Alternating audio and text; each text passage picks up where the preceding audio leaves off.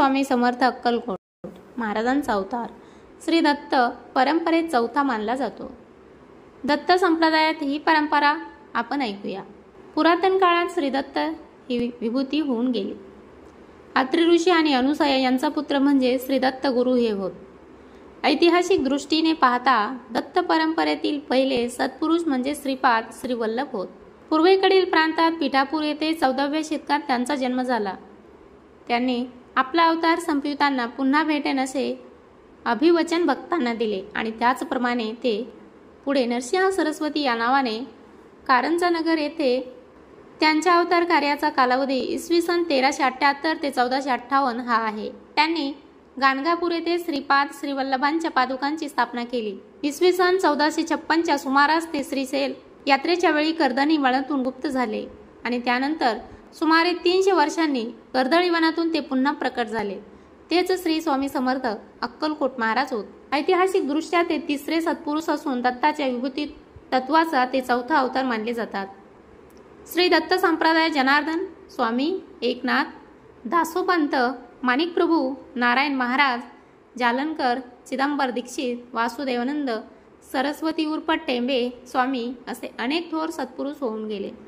श्री स्वामी समर्थांनी स्वतःच मूळ पुरुष वडाचे झाड दत्तनगर हे वस्तीस्थान आणि नरसिंह भान असे भक्तांना सांगितल्याने दत्त संप्रदायात श्री स्वामी समर्थांचे स्वरूप हे श्री दत्ताचे चौथे अवतारिक मानण्यात आले। त्यामुळे दत्तभक्त हे स्वामी भक्त झाले।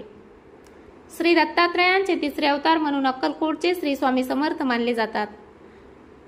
आपल्या अवतार समाप्तीच्या वेळी श्री नरसिंह सरस्वती श्रीशैल्य येथून कर्दळी वनामध्ये गेले। तेथे ते तपश्चर्याला बसले। मध्ये 350 वर्षे गेली। त्यांच्या भोवती वारुळ तयार झाले। एके दिवशी एक लाकूड तोड्याला लाकूड तोडताना त्याचा घाव चुकला आणि तो वारुळावर पडला। त्या वारुळातून श्री स्वामी लाकडे तोडताना कुऱ्हाडीचा घाव वारुळावर बसला। तो श्री स्वामी समर्थांच्या मांडीवर लागून श्री स्वामी समर्थ समाधीतून जागे झाले। तो कुऱ्हाडीचा वार त्यांचे मांडीवर स्पष्ट दिसत असे। श्री स्वामी समर्थ तेथून श्री काशीक्षेत्री प्रकट झाले। तेथून गंगा काठाने कलकत्ता जगन्नाथपुरी मार्गाने गोदावरी तीरावर आले। प्रथम श्री स्वामी समर्थ मंगळवेळे स्वामी प्रकट दिन झाले। ते रानात वास्तव्य करीत क्वचित गावात येत। गावात एक ब्राह्मण कुटुंब होते। ते श्री स्वामी महाराज गावात आले। गावात आल्यानंतर त्यांना भोजन दिले। मंगळवेढे येथील वास्तव्यानंतर श्री स्वामी समर्थ पंढरपूर, मोहोळ, सोलापूर या ठिकाणी वास्तव्य करून श्री अक्कलकोट येथे आले। त्यावेळी 3 दिवस स्वामींनी अन्नग्रहण केले नव्हते। चोळप्पा यांनी स्वामींना आपल्या घरी नेले व त्यांना भोजन दिले। त्यावेळेपासून श्री चोळप्पा स्वामींचे एकनिष्ठ शिष्य झाले।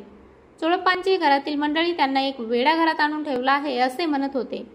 श्री स्वामींच्या दिव्यत्वाची प्रचिती अक्कलकोट येथील मंडळी येऊ लागली व लोक स्वामी दर्शनास येऊ लागले। राजेसाहेब भोसले यांची श्री स्वामीवर दृढ भक्ती झाली। श्री स्वामी समर्थ राजवाड्यात कधी कधी जात असत। त्यावेळी राजवाड्यातच 4-4 दिवस मुक्काम असे। अक्कलकोट येथे स्वामी महाराज प्रथम आले। ते खंडोबाच्या देवळातील कुटुंबावर कट्ट्यावर स्थापन झाले। हे खंडोबाचे देऊळ सध्याच्या एसटी स्टँड समोर होते। तेथून पुढे वटवृक्षाखाली येऊन त्यांनी तपश्चर्या केली। पालोत्पन्नीचे सिद्ध पुरुष होते। आपल्या वास्तव्यात त्यांनी अनेकविध चमत्कार केले। राजापासून रंकापर्यंत अनेकावर प्रेमाचा वर्षाव केला।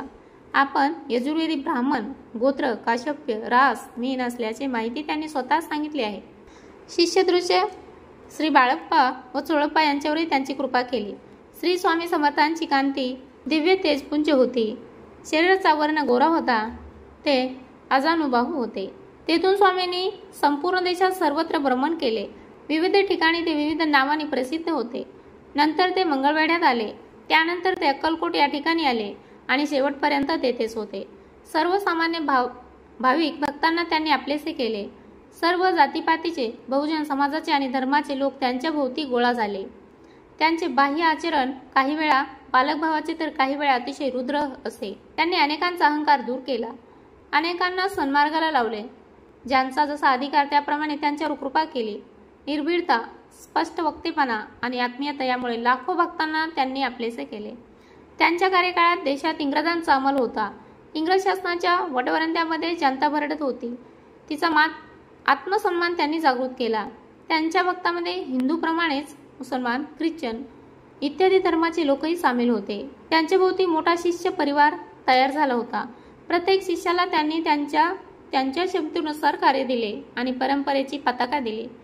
श्री स्वामी समर्थांच्या विविध शिष्याद्वारे श्री स्वामी समर्थ परंपरेचा विस्तार फार मोठ्या प्रमाणावर झालेला आहे.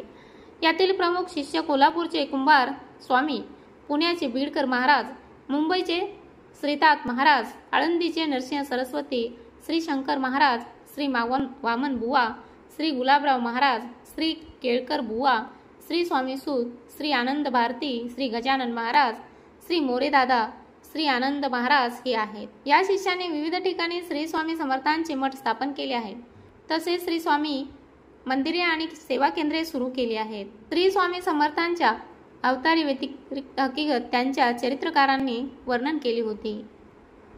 अशा भागीरथीच्या तीरी कर्दली वना माझारी स्वामी निज सामंतरी ते कीर्तिनकारी चिंतिता तपश्चर्या करिता करिता तत्व येऊन या हाता प्राप्त झाली तैतिता नुरले तत्वात देहभान ऐसा परी लोटता काळ अंगावरी झाले वारुळ दिव्य तेज सोज्वळ देह निर्मळ झालासे.